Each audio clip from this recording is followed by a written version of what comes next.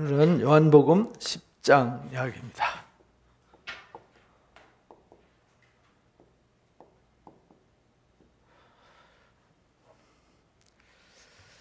요한복음 10장 이야기입니다. 요한복음 10장은 이제 예수님이 계속 우리가 요한복음 통해서 배우는 것이 뭐냐면 예수님이 누구냐라는 것을 우리가 배우는 거거든요. 근데 예수님의 정체성인데 그냥 정체성이 아니고 우리를 향하신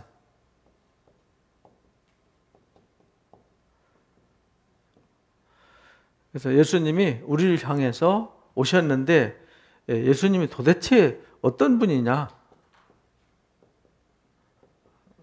어떤 분이길래 우리가 예수님을 만나야 되고 알아야 되고 찾아야 되는가? 이걸 이제 말씀하시는 거예요. 그래서 우리가 요한복음을 통해서 이걸 똑바로 알아야 우리가 이제 주님을 만나야 되는, 찾아야 되는 이유를 알게 되는 거죠. 그래서 우리가 1장부터 배웠던 것이 예수님은 말씀이세요. 그러니까 예수님은 말씀을 통하지 않고는 만날 수 없고 알 수 없다. 그러니까 하나님이라는 분 자체가 보여지지 않아요. 영적인 분이잖아요.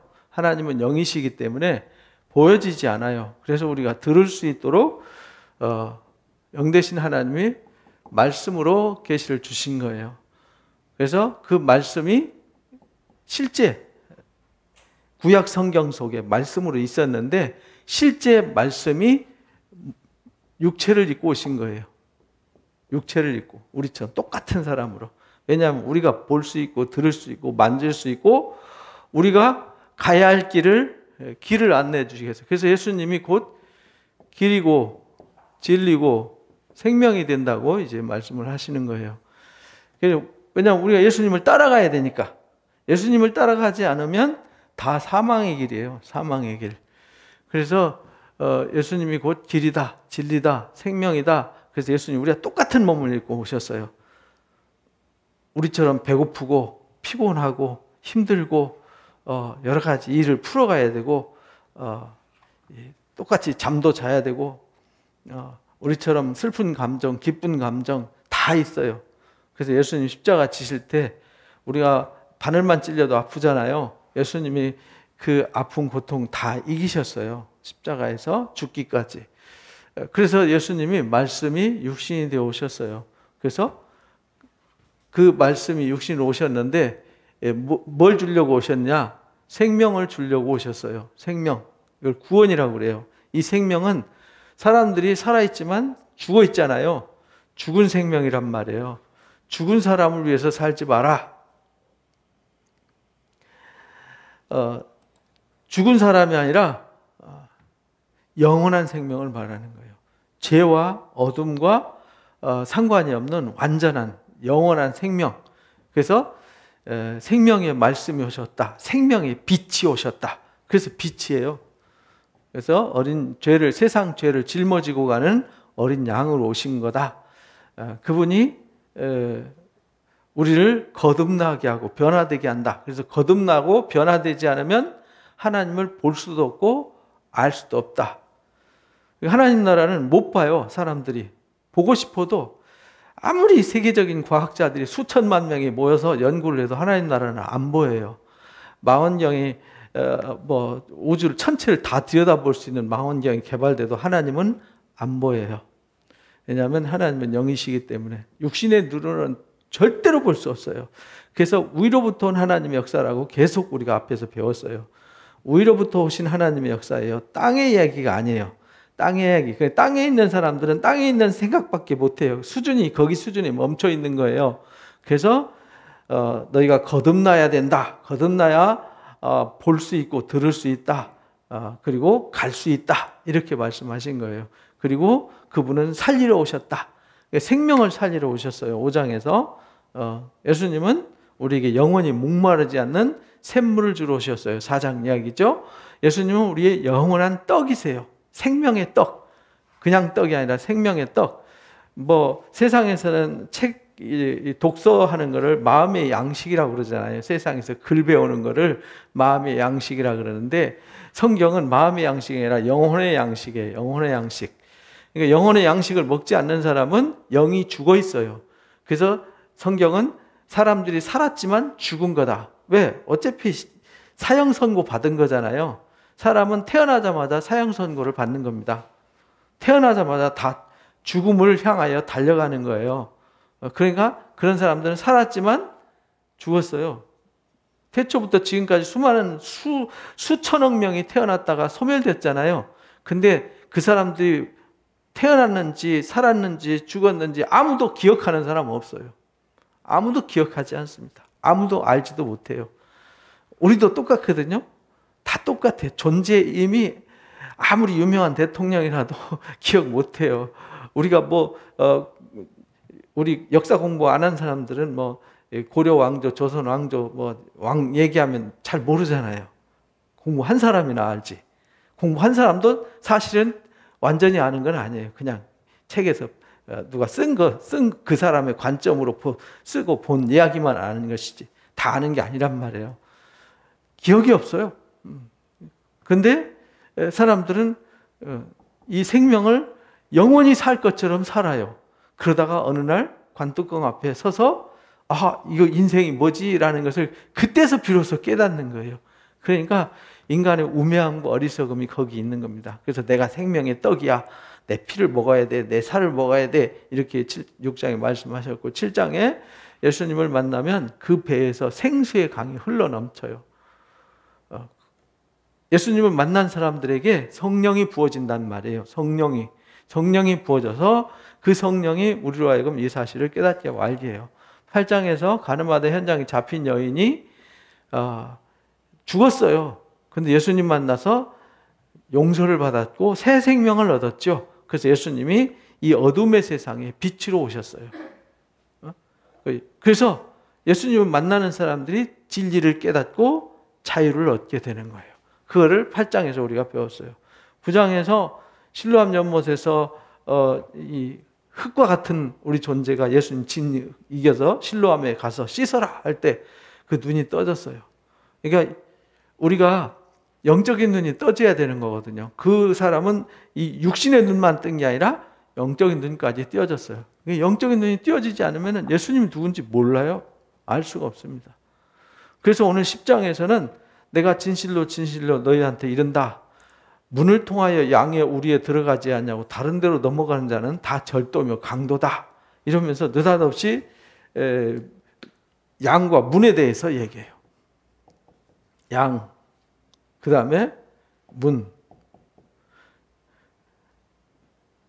무슨 말이냐면 양을 치는 양의 우리가 있거든요. 양의 우리. 그리고 양의 우리로 들어가는 문이 있는 거잖아요. 문. 근데 문으로 들어가는 사람은 목자고 여기로 담 넘어가는 사람은 도둑놈이다. 이런 말이에요.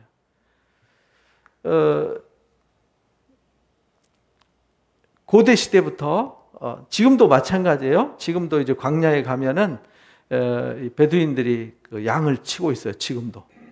근데 양들을 낮에는 다 데리고 다녀요. 데리고 다녀서 양들을 먹이고 저녁 때 되면 다시 돌아와서 우리 안으로 들어가요.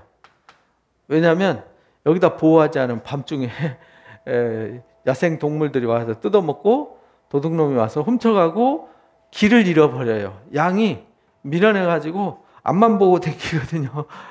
그러다가 목자가 없으면 길을 잃어요. 그러면 짐승의 밥 되는 거죠. 그래서 보호하기 위해서 여기다 놔둬요. 그리고 또 아침 되면 이끌어 나가요. 그리고 이 문을 통해서, 그래서 문을 통해서 들어가는 사람만이 진짜 목자예요.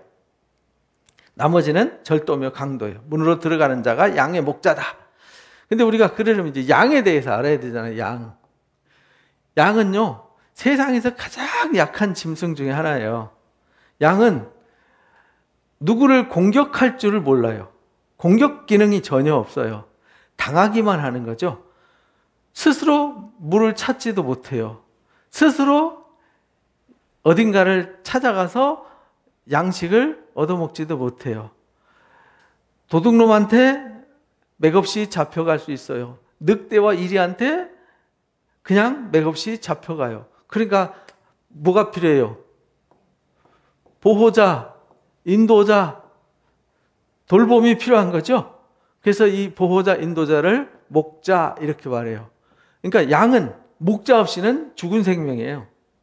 그래서 우리가 지난 수요일에 공부했듯이 마태복음 9장에 보면은 백성들이 막 예수님이 오니까 병 걸린 사람들, 버려진 사람들, 소외된 사람들, 고통받는 사람들이 다 몰려왔잖아요.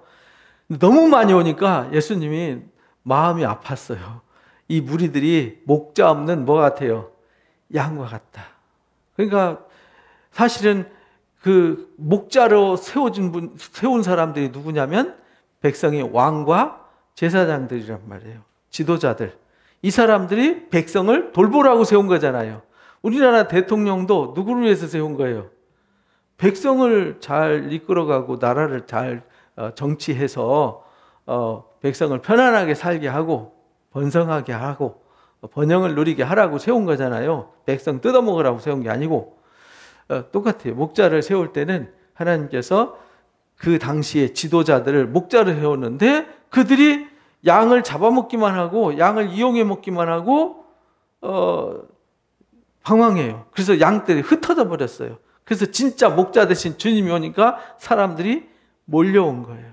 그래서 양은요 목자 없이는 못 살아요. 그래서 물 있는 곳으로 인도해 줘야 되고 푸른 풀밭으로 인도해 줘야 되고 짐승으로부터 지켜줘야 되고 도둑놈으로부터 지켜야 되고 그래서 이 양은 목자 없으면 죽은 목숨과 똑같아요.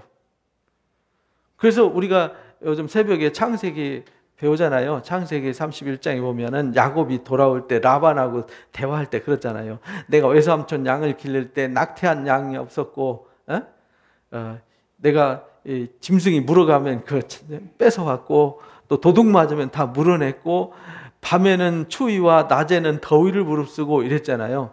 목자는요 밤 낮도 없이 양과 함께 동고동락을 해요. 그게 목자예요. 양을 떠나지 않아요. 그런데 양에게 아무 기능이 없는데 딱 하나 기능이 하나 있어요. 양에게만 있는 특수 기능이 있는데 목자의 음성을 들어요.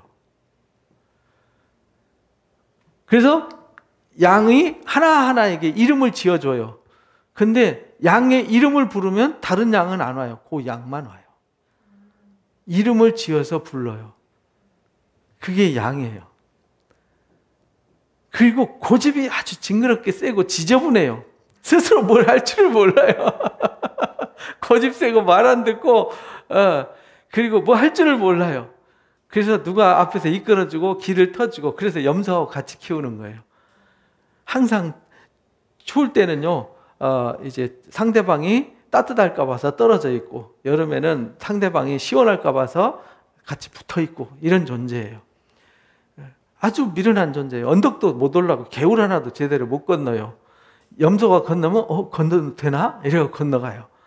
여기 올라가도 되네? 염소가 올라가니까 그래서 염소가 대장이에요. 대장. 염소가 막 뛰어가면은 저 뛰어가도 되네? 개울을 건너면 건널 수 있군. 이래서 건너가요. 풀 뜯어 먹을 때도 이 염소는 풀을 먹을 때 위에 있는 싹만 뜯어 먹어요. 그래야 다음에 싹이 나면 또 먹을 수 있잖아요. 근데 양은 놔두면 앉아서 뿌리까지 다 파먹어 버려요. 그러니까 염소가 위에만 뜯어 먹는 거군. 이래가지고 그래서 양과 염소를 같이 키워요. 그러니까 양이 이게 아주 묘한 존재예요. 우리나라 대관령 있는 양하고요, 이스라엘에 있는 양하고는 달라요. 대관령은 진짜 푸른 초원이잖아요.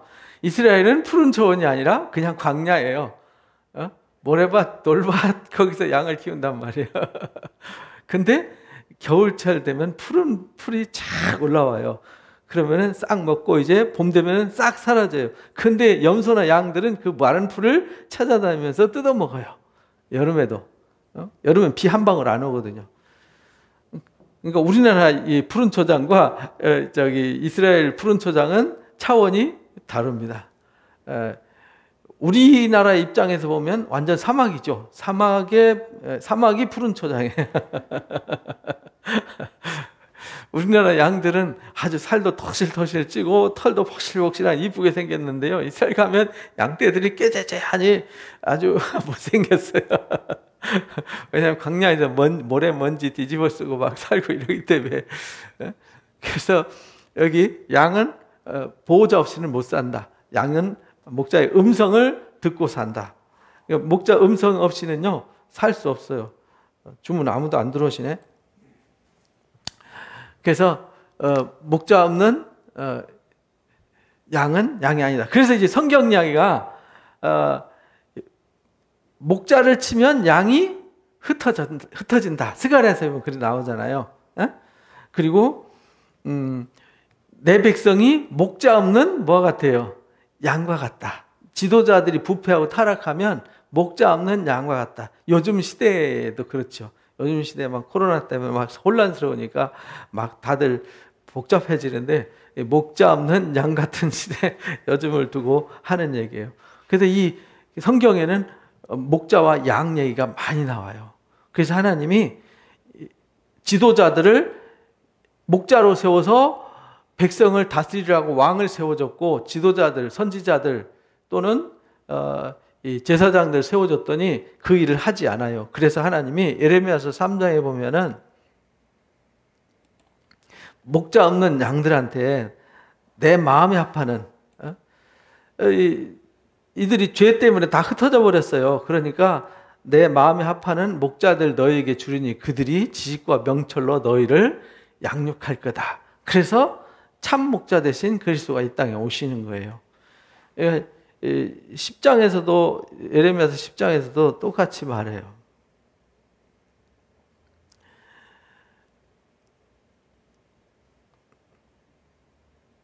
목자들은 어리석어서 여호와를 뭐하지 않아요? 찾지 않아요. 목자들이 하나님을 찾아야 되잖아요. 근데 목자들이 하나님을 찾지 않아요. 그리고 어디만 관심 있냐? 양에 대한 욕심만 있어요. 그러니까 양이 밥이 되는 거죠. 그러므로 형통치 못하며 그 모든 양떼는 뭐예요? 흩어지게 된다. 그래서 이제 23장에 보면은 거짓 선지자들에 대한 이야기가 나와요. 내가 내 양떼에 남은 것을 그 물려갔던 모든 지방에서 모아서 다시 우리로 돌아오게 할 거다. 그들이 생육하여 번성하게 할 거다. 왜냐하면 왕과 지도자들을 세워줬더니 그들이 자기 역할을 하지 않았어요. 그래서 양떼들이 막 혼란스러운 거죠. 백성들이 혼란스러워. 그래서 백성을 양으로 표현했어요. 내가 그들을 기르는 목자들을 그들 위에 세울 거다. 이렇게 말했어요. 근데 이제 거짓 선지자들 얘기를 쭉 하면서 여기 이제 내 이름으로 거짓 예언하는 선지자들 말에 내가 꿈을 꾸었다 하는 말을 내가 들었노라. 거짓을 예언하는 선지자들이 언제까지 이 마음을 품겠느냐. 거짓 선지자들은 거짓 목자죠. 싹꾼이죠. 양을 잡아먹는 목자들, 양을 이용해 먹는 목자들, 서로 꿈꾼 것을 말하면서요 사람들을 속여요. 거짓말로 유혹하는 거죠. 꿈을 꾼 선지자들이 꿈은 말할 것이요 내 말을 들은 선지자는 성실함으로 내 말을 할 거다. 이 에스겔서 34장도 이 목자와 양 얘기거든요. 34장 2절 인자야 너는 이스라엘 목자들에게 예언해라. 이스라엘 목자 지도자들이죠. 지도자들에게 그들 곧 목자들에게 예언하기를 주 여호와께서 이같이 말씀하신다. 자기만 먹는 이스라엘 목자들은 화 있다. 자기 배만 채우고 자기 뜻만 세우는 이런 목자들은 화 있다. 목자들이 양떼를 먹이는 것이 마땅하지 아니하냐. 그러니까 목자의 기능은 뭐냐면 양떼를 먹이는 거예요. 백성을 돌보는 거잖아요. 너희가 살찐 양을 잡아먹고 기름진 걸 먹으며 그 털을 입되 양떼는 먹이지 않는다. 너희가 연약한 자를 강하게 아니하며 병든 자를 고치지 않고 상한 자를 싸매주지 않고 쫓기는 자를 돌아오게 하지 않고 잃어버린 자를 찾지 않는다. 다만 포악으로 그것을 다스렸다. 위에서 군림한다는 거죠. 그래서 베드로전서 5장 우리가 배웠잖아요. 베드로전서 최근에 배웠는데 여기 보면 너희 중에 있는 하나님의 양무리를 치되 억지로 하지 말아라. 하나님의 뜻을 따라서 자원함으로 하고 더러운 이득을 위해서 하지 말아라. 이렇게 가르쳐 주셨어요. 예수님이 요한복음 21장에서도 내 양을 먹이라, 내 양을 치라 이렇게 부탁을 하셨어요. 근데 이제 미가서라든지 아모스서에도 스가랴서에도 목자들의 문제, 결국은 예수님이 목자로 오셨다는 얘기는 이미 이 땅에 목자가 있어요. 하나님이 왕을 세워주셨고 지도자들 세워주셨어요. 그런데 그들이 목자 노릇을 못해요. 그래서 예수님이 목자로 오셨어요. 그래서 양이 하나님이 울타리를 쳐주셨어요. 이게 울타리가 뭐냐면 이게 말씀의 울타리란 말이에요. 하나님의 언약의 울타리. 이게 이제 곧 십자가의 울타리예요. 복음의 울타리죠. 이 복음을 벗어나면, 복음의 울타리를, 말씀을 벗어나면 짐승의 밥 돼요. 죽어요. 그래서 이 울타리 안으로 들어가는 문이 누구냐면 예수님이에요. 예수님이 목자이면서 문이시면서 울타리가 되세요. 그래서 오늘 본문 말씀에 보면 문지기는 그를 위해서 문을 열고 문으로 들어가는 이가 양의 목자인데 문지기는 목자를 위해서 문을 열어줘요. 문지기가 아는 거죠. 양은 뭘 들어요? 그 음성을 들어요. 이게 양의 유일한 생존 방법이에요. 다른 사람들의 말은 절대로 안 들어요. 실제 가서 해보면 알아요. 목자가 부르면 양이 잽싸게 오는데 다른 사람이 와서 똑같이 이름 부르고 흉내내도 들은 척도 하지 않아요. 이게 생존 기능이에요. 귀가 발달한 거죠. 그 음성을 듣나니 그가 자기 양의 이름을 각각 불러 인도해내요. 각각 이름을, 양에게 이름을 지어줘요. 그래서 양의 이름을 부르면 그 양만 와요. 그게 생존 기능이라니까요. 누구하고 싸울 줄도 몰라요. 뭐 반항할 줄도 몰라요. 양들은 진짜 말 그대로 아무것도 못하는 무지랭이란 말이에요. 자기 양을 다 내온 후에 앞서가요. 그러니까 이 목자는요, 양을 앞서서 가요. 예수님은 양들한테 야 앞으로 가 이러고 뒤따라가는 게 아니라 항상 앞서서 가야 할 길을, 여기로 가면 독초가 있는지, 여기로 가면 위험한 짐승들이 있는지, 여기로 가면 낭떠러지가 있는지, 여기로 가면 빠질 계곡이 있는지 위험한 길을 알아서 좋은 길로 이끌어 가는 거죠. 의의 길로 인도하시는 거예요. 푸른 초장으로 실만한 물가로. 시편 23편이 그 얘기예요. 여호와는 나의 목자시니. 양들이 그의 음성을 아는 고로, 양들은 이제 목자가 앞서가요. 근데 양들은 목자의 음성을 알아들으니까 따라와요. 그런데 타인의 음성은 못 알아들어요. 기능이 없어요. 그래서 타인을 따르지 않고 도리어 뭐예요? 도망가요. 왜냐하면 살아야 되니까. 예수께서 이 비유로 그들에게 말씀하셨으나 그들은 그가 하신 말씀이 무엇인지 알지 못하더라. 왜냐하면 지금 예수님이 목자로 오셨거든요. 사실은 목자가 있는데, 근데 목자들이 목자 역할을 못하고 백성들을 어떻게 하면 정죄하고, 어떻게 하면 비난하고, 어떻게 하면 세금 많이 뜯어먹고, 백성들을 어떻게 하면 이용할까만은 생각하지. 그 나병 걸린 사람들, 우리가 이제 마태복음 8장 9장에서도 배웠잖아요. 앞에 이제 요한복음에서도 배웠듯이 38년 된 병자, 또 나병 걸린 사람, 또 백부장의 신하, 뭐 열병 걸린 베드로 장모, 또 귀신 들린 아이 등등, 뭐 죽은 아이 뭐 등등 막 엄청난 환난과 고난 겪는 사람들이 있는데 오는데 아무도 받아주지 않아요. 받아주지 않아요. 그들은 치고 자기한테 유리한 권력 좀 있고 힘 좀 있고 돈 좀 있고 능력 있고 때깔 나는 사람들만 자기 편하고 나머지는 다 배척을 해버린 거예요. 요즘 교회들과 비슷하죠. 그러므로 예수께서 다시 이르시되 내가 진실로 너희한테 이른다. 나는 양의 문이다. 목자라고 하셨다가 또 뭐라 그래요? 문이 되셨다가, 예수님은 떡이 되셨다가, 예수님은 빛이 되셨다가, 예수님은 말씀이 되셨다가, 예수님은 뭐 생명의 음료가 되셨다가, 예수님은 아주 다양한 색깔을 가지고 계시죠. 그 말은 다양한 상황 속에 다양한 사람들에게 다양한 주님으로 다가오시는 거예요. 그러니까 양 같은, 우리가 양이라고 하면은 우리를 보호해 주시는 울타리가 되어 주시고 문이 되어 주시고 또 우리를 이끌어가는 목자가 되시고 이렇게 되신다는 거예요. 그리고 우리가 먹어야 될, 우리가 생명을 얻기 위해서 영원히 목마르지 않는 샘물이 되어 주시고 우리가 영생하는 양식이 되게 하시고 우리가 어둠에 다니지 않고 빛 가운데 다니도록 생명의 빛, 사망의 길로 가지 않고 생명의 빛 가운데 이끌어가는 주님이 되시는 거예요. 그러니까 우리가 주님을 알면요 정말 놀라운 복이 있는 거예요. 몰라서 사람들이 불행해지는 것이죠. 그래서 나보다 먼저 온 자는 다 절도요 강도니 양들이 듣지 아니하였느니라. 그러니까 나보다 먼저 왔다는 얘기는 가짜 선지자, 가짜 그리스도, 가짜 메시아를 말하는 거예요. 메시아가 그리스도거든요. 가짜들은 주님보다 먼저 온 자들은 다 가짜라는 거예요. 내가 문이니 누구든지 나로 말미암아 들어가면 구원을 얻고 또 들어가며 나오며 꼴을 얻게 된다. 양이 이 보호자인 여기 양 우리로 들어가려면 양이 문이에요. 그러니까 이 양들은 이 문을 통해서만 들어와야 돼. 여기 다른 데로 들어갈 길이 없어요. 여기 보호받으려면 문을 통해서만 들어가야 돼요. 그래야 구원을 받을 수 있어요. 짐승으로부터, 사탄으로부터, 쉽게 말하면 어둠으로부터, 사망으로부터 보호를 받을 수 있어요. 그리고 들어가며 나가며 이 선한 목자가 푸른 초장과 실만한 물가로 이끌어 주시니까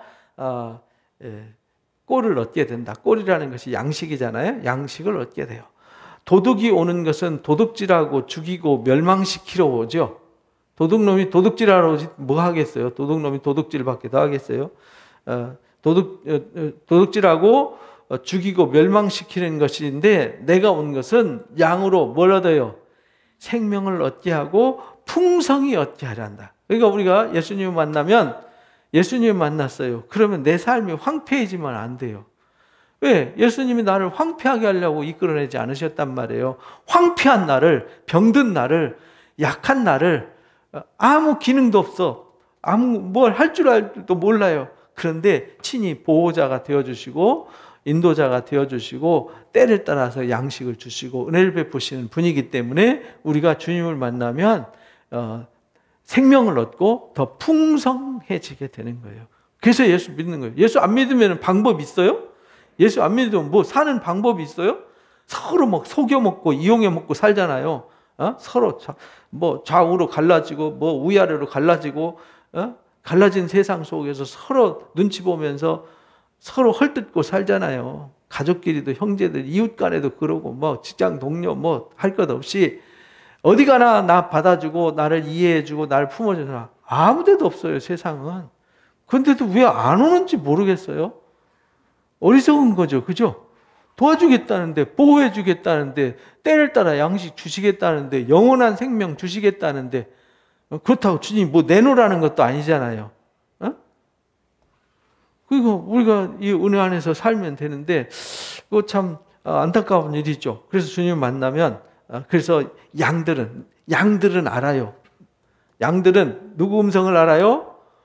목자의 주님의 음성을 알아듣기 때문에 주님에게 와요. 그러나 주님에게 오지 않는 사람들은 주님의 양이 아니기 때문에 안 오는 거예요.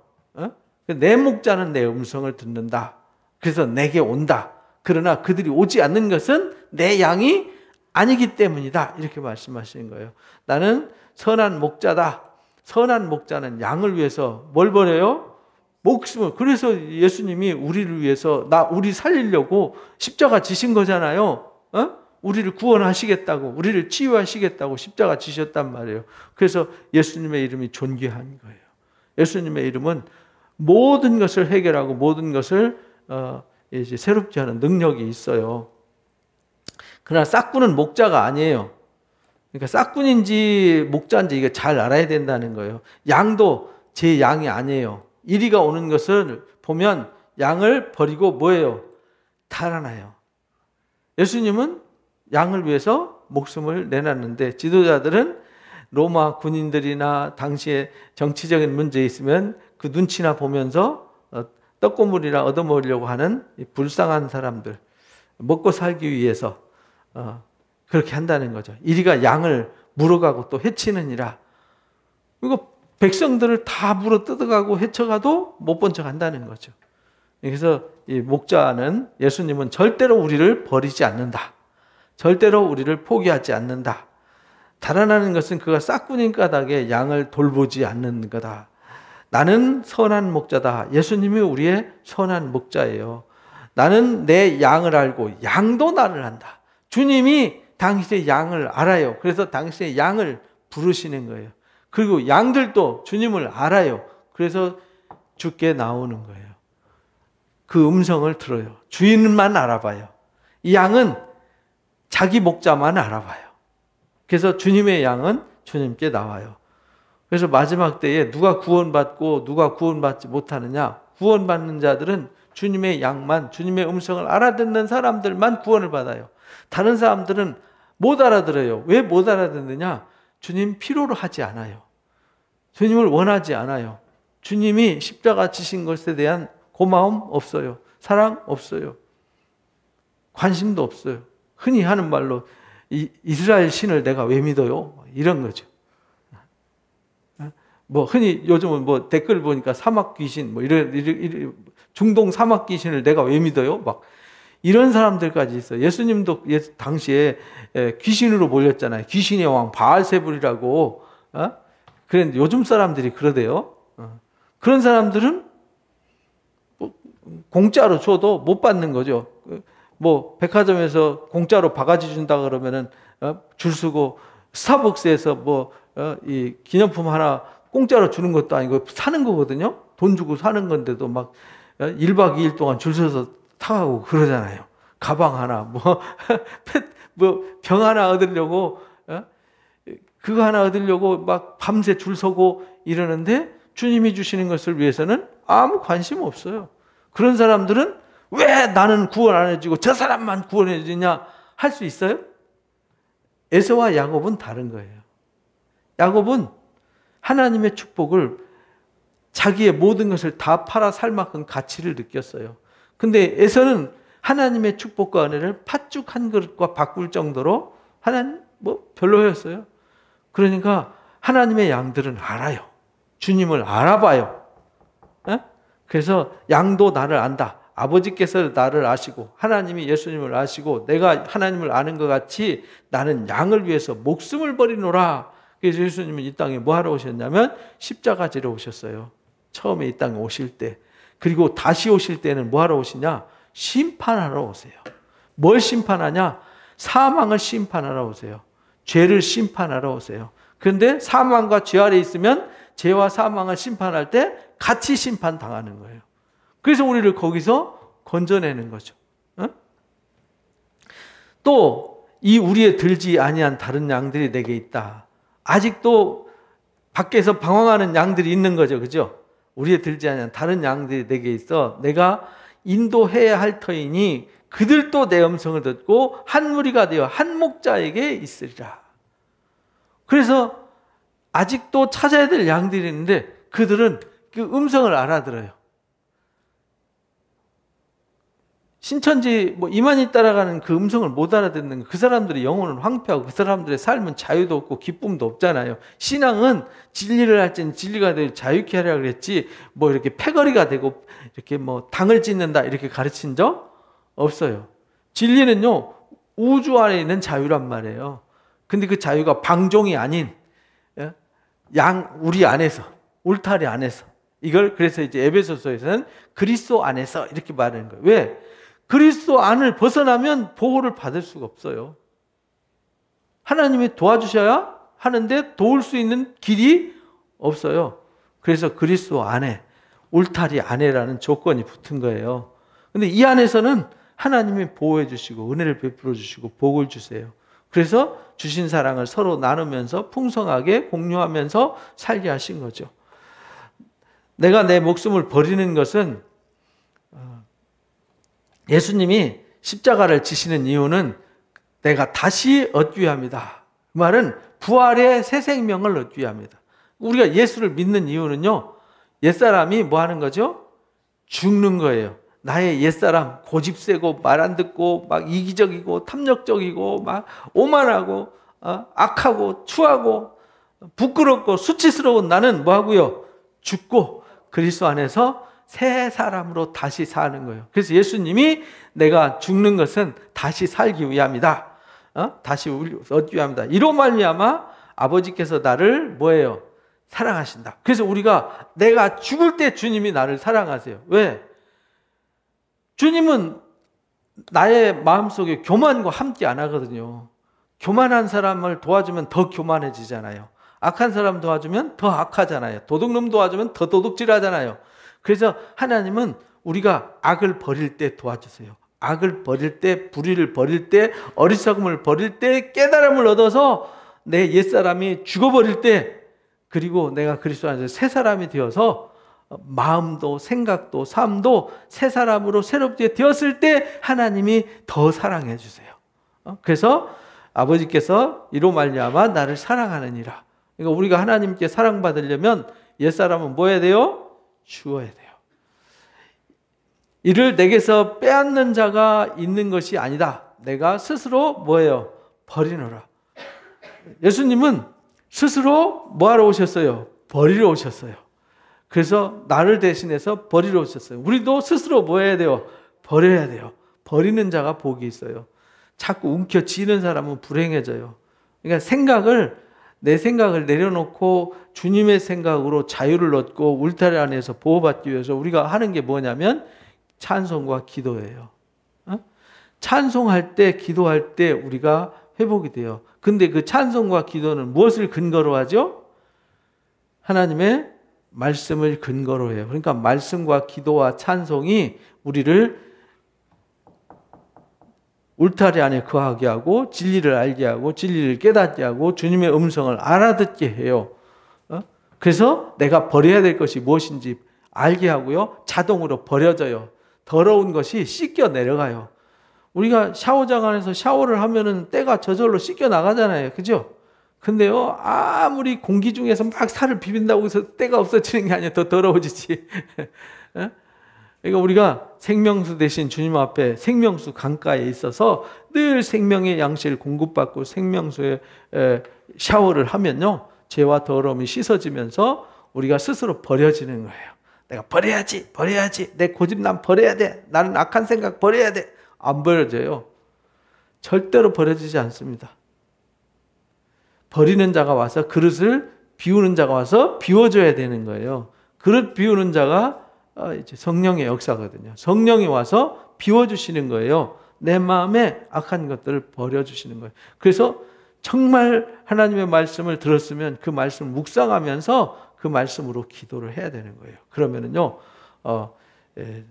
누가 빼앗는 게 아니에요. 누가 강제로 뺏어가고 누가 어떻게 할 수 없어. 내 인생은요, 우리는요, 우리가 왜 어리석냐면 누가 나를 어떻게 할 거라는 생각 때문에 불안한 거거든요. 두려운 거거든요. 근데 아무도 뭐 어떻게 하지 못해요. 나를 공격하지 못해요. 나한테 막 욕을 퍼부어도 그 욕이 내 안에 안 들어오면 그만이거든요. 근데 내가 문 열어놔놓고 욕이 들어오도록 마음대로 들어오고 쏟아내고 교류를 하니까 문제가 되는 거지. 그래서 울타리 안에 있으라는 거예요. 문 열지 말고, 이 예수님이 문이에요. 다른 사람은 못 들어오도록 막아야죠. 누구만 들어올 수 있어요? 예수님만 들어오고 예수님만 교류하도록 해야 되는데, 악한 생각, 추한 생각, 더러운 생각, 안 좋은 말, 더러운 말, 추한 말 다 들어서 오만 여기다 잡통밥 여기다 다 집어넣으면 여기 양이 우리가 돌봄받는 자리가 아니라 저주받은 오물구덩이가 되는 거죠. 그죠? 그러니까 우리가 주님만이 출입할 수 있도록 이 문단속을 잘해야 돼요. 문단속. 문단속을 잘 하셔야 돼요. 이게 들어서 내 마음에 담을 건지 버릴 건지. 근데 담지 말아야 될 것까지 다 담아놓고 밤새 묵상하잖아요. 그러니까 그게 막 싹이 나고 자라는 거죠. 주님의 말씀을 그렇게 밤을 새워서 묵상하는 사람 봤으면 좋겠어요. 그런 사람은 많지 않아요. 그죠? 하나님 말씀 묵상 안 하면서 악한 생각, 막 미운 생각, 증오하는 생각, 그래서 남을 탓하고 원망하고 불평하고 막 그것 막 밤새 2박 3일 막 일주일 동안 한 달 내내 평생 막 묵상해요. 그러니까 마음이 병들고 영혼이 병드는 거죠. 그러니까 그 속에 자유가 없고 평안이 없는 거예요. 내 마음에 다른 생각이 들어올 수 없게 해야 돼요. 문단속을 잘 하셔야 된다니까요. 그래서 주님이 늘 출입하면요, 마귀가 겁나가지고 어둠이 겁나서 못 들어와요. 근처도 못 와요. 그래서 아무도 우리를 건드리지 못해요. 아무도 나를 어떻게 하지 못합니다. 나를 감옥에다 집어넣어도 뭐 칸막이에다 가뒀다고 해서 내가 달라지고 바뀌어지는 거 없어요. 그래서 바울이 감옥에 갇혀서도 찬송하고 기도했더니 옥문이 열리잖아요. 그러니까 몸은 가둘 수 있으지만 영혼은 가둘 수가 없어요. 이 말씀으로 말미암아 유대인들이 다시 분쟁이 일어났더라. 왜냐하면 못 알아들어요. 예수님은 계속 지금 우에 얘기하는 거잖아요. 지금 하늘 얘기하는 거란 말이에요. 하늘 영적인 얘기하는 건데 유대인들은 땅에 속해서 땅에 속한 것만 생각하니까 분쟁이 일어나죠. 그래서 땅에 속한 자들은요 서로 파가 있어요. 그래서 기독교 안에도 좌파가 있고 우파가 있대요. 그건 다 가짜예요. 좌파도 가짜, 우파도 가짜예요. 기독교는 좌파, 우파가 없어요. 예수파만 있는 거예요. 예수파. 어디 기독교 안에 좌파, 우파가 있어요. 그건 말도 안 되는 얘기지. 그냥 우리는 하나님 말씀을 듣고 순종하는 사람들이지, 이 사람들은 옳고 저 사람들은 그러다라고 판단하는 사람들이 아니에요. 근데 자꾸 그런 쪽으로 지금 분위기가 흘러가니까 문제가 되는 거죠. 절대 교회에서는 정치 얘기하면 안 돼요. 단에서 정치 얘기하면 안 돼요. 정치는 하려면 정치하러 가야죠. 단에서 내려가서 정치를 해야지 여기서 뭐 대통령이 어쩌고 뭐 세상이 어쩌고 이런 얘기하면 안 돼요. 여기는 주님이 하신 말씀을, 주님의 말씀을 뭐 하는 데예요? 전해주고 나눠주는 자리지 감히 여기서 정치 얘기를 하면 안 되는 겁니다. 그래서 분쟁이 일어났어요. 유대인들은 그래서 정치 얘기하다가 예수님을 정치적으로 이해를 한 거예요. 왜냐하면 예수님이 와서 권력을 잡고 사람들이 많이 따르니까 예수님 많이 따르면 자기들 권력을 뺏길 것 같고 잃어버릴 것 같으니까 예수님을 어떻게 해야 돼요? 축출하고 미워하고 증오하고 이간질하고 덮어 씌워야 되잖아요. 그 중에 많은 사람이 말하되 그가 귀신 들려서 미쳤다고 말해요. 예수님한테 귀신 들렸다고 말해요. 스스로 버린다 그러고 나는 스스로 나를 내어주러 왔다 그러니까 어째 그 말을 듣느냐 하면서 어떤 사람들은 말하되 이 말은 귀신 들린 자의 말이 아니다. 귀신이 어찌 맹인의 눈을 뜨게 할 수 있냐. 9장에 이제 맹인의 눈을 뜬 사건 가지고 얘기를 하는 거예요. 예루살렘에 수전절이 이르니 때는 겨울이라. 수전절을 하누카라 그러는데요. 수전절이 빛의 절기라고 그래요. 우리 성경에는 없는 절기인데 말라기 때부터 마태복음 복음서 등장하는 예수님의 탄생 전에 그 400년 중간기에 마카비 혁명이 있었어요.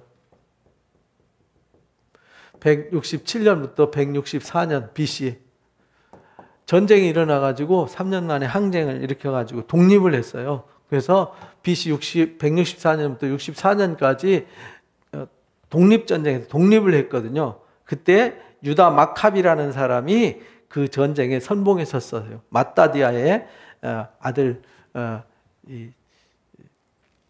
넷째 아들 유다 마카비가 전쟁에서 이겼어요. 그래서 그가 혁명을 완수했거든요. 그때 전쟁할 때 어떤 일이 있었냐면 그 성전에다가 이 헬라 사람들이 그때 시리아 사람들이죠. 시리아 사람들이 헬라 사람들이 와가지고 성전에다가 제우스 신을 세워요. 그리고 거기다 돼지피로 제사를 드려요. 유대인들이 제일 싫어하는. 유대인들은 돼지피 제일 싫어하거든요. 돼지를 제일 싫어해요. 그래서 유대 나라 가면 돼지고기를 못 먹어요. 돼지고기가 파는 데도 없고요. 없어요. 먹지도 않아요.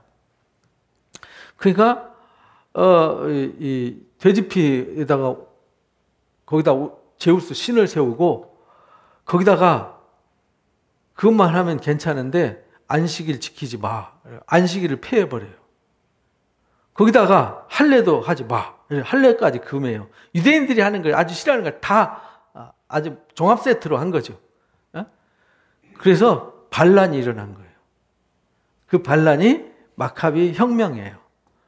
그때 전쟁을 하는데 성전에다 촛대 있잖아요. 순금등대. 이렇게 생긴 순금등대가 있어요. 하나, 둘, 셋, 넷, 다섯, 여섯, 7개의 등잔이 있거든요. 7개의 등잔이 있는데 여기 가운데 주발에다가 기름을 붓고 여기 각 등잔에다가 기름을 부어서 이 불이 켜져야 되는데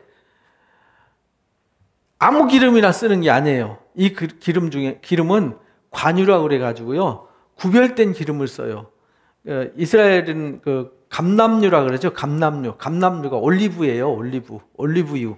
올리브유를 생산하는데 이렇게 이겨가지고 짜가지고 가장 좋은 것은 제사할 때 써요. 하나님 앞에 제사 드릴 때 쓰고 이 등불 쓸 때 써요. 하나님 성전에서 쓰는 게 제일 1번. 그 다음 나오면 식용이나 미용용으로 쓰고요. 그 다음에 등잔, 연료용으로 쓰고 치료용으로 쓰고 막 이렇게 하거든요. 근데 여기에 하루 기름밖에 없었어요. 이걸 관유를 만드는 방법이 출애굽기 30장에 있거든요. 근데 하루밖에 쓸 게 없어요. 하루.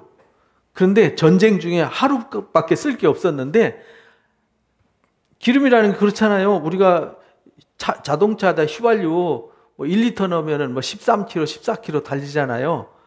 근데 150km를 가야 돼. 1리터를 넣고 갈 수 있어요, 없어요? 똑같은 거거든요.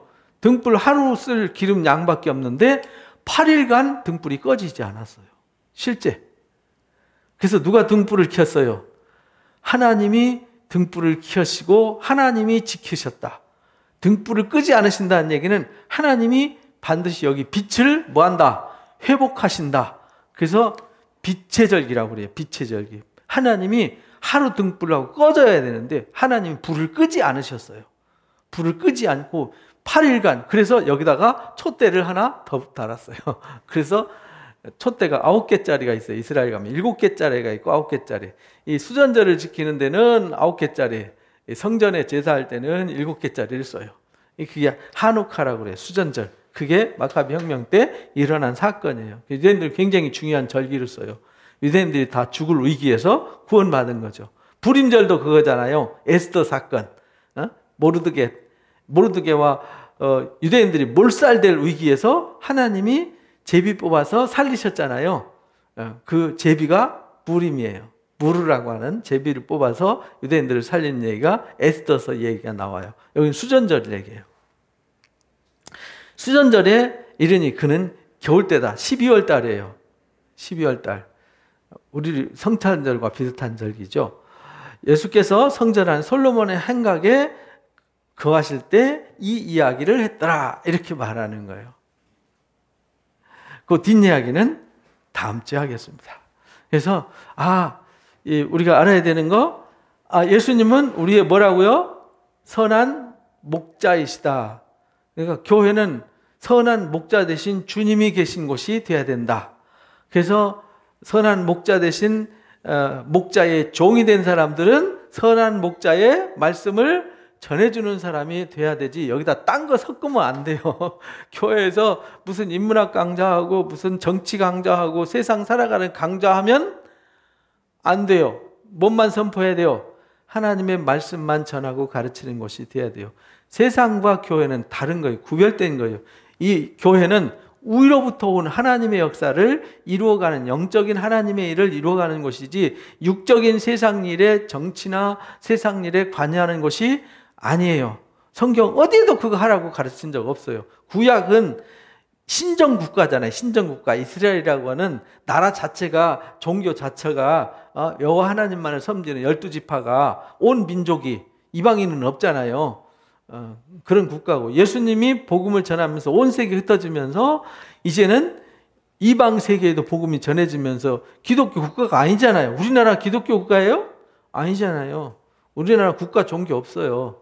조선시대는 유교였고 고려시대는 불교였지만 지금은 종교 자유가 있기 때문에 원래 미국도 국가교회가 기독교였는데 자유민주주의를 선포하면서 자본주의 사회를 세우면서 종교 자유를 선언하니까 지금은 누구나 다 자유롭게 종교를 섬기죠. 근데 영국처럼 뭐 국교회가 있다든지 독일처럼 국교가 있다든지 국가 종교가 있다든지 이런 게 없어요. 우리나라는.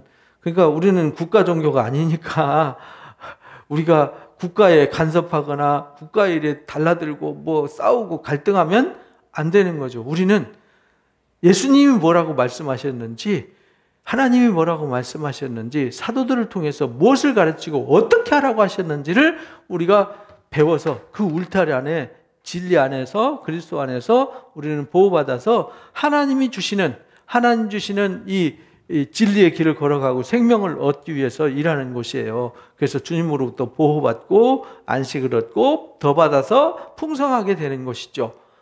그러니까 이걸 주제를 잃어버리면 안 돼요. 예수님이 그래서 요한복음이 굉장히 중요해요.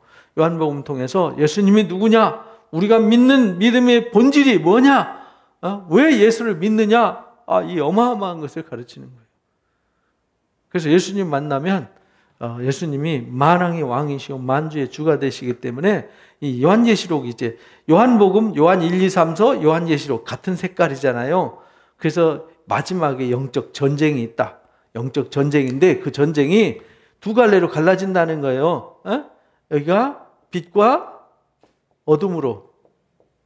이 어둠의 주관자가 누구냐면 용이고 마귀고 사탄이다. 근데 알고 보니까 이게 옛뱀이더라. 옛뱀. 아담과 하와를 미혹했던 옛뱀이더라. 근데 이들이 권세를 누구한테 주냐면 짐승한테 줘요.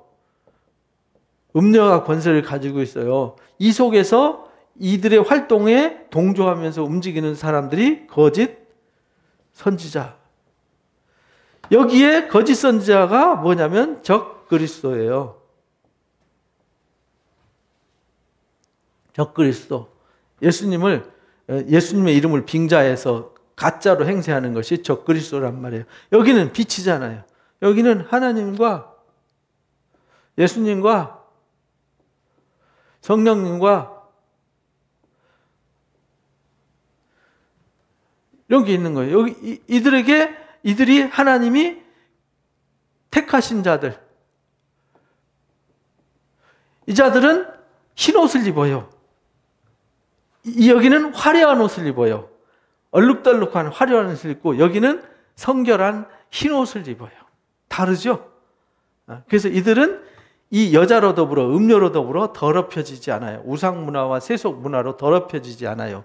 끝까지 주님과 주님의 신부가 돼요. 주님의 신부로 성결하게 준비가 돼요.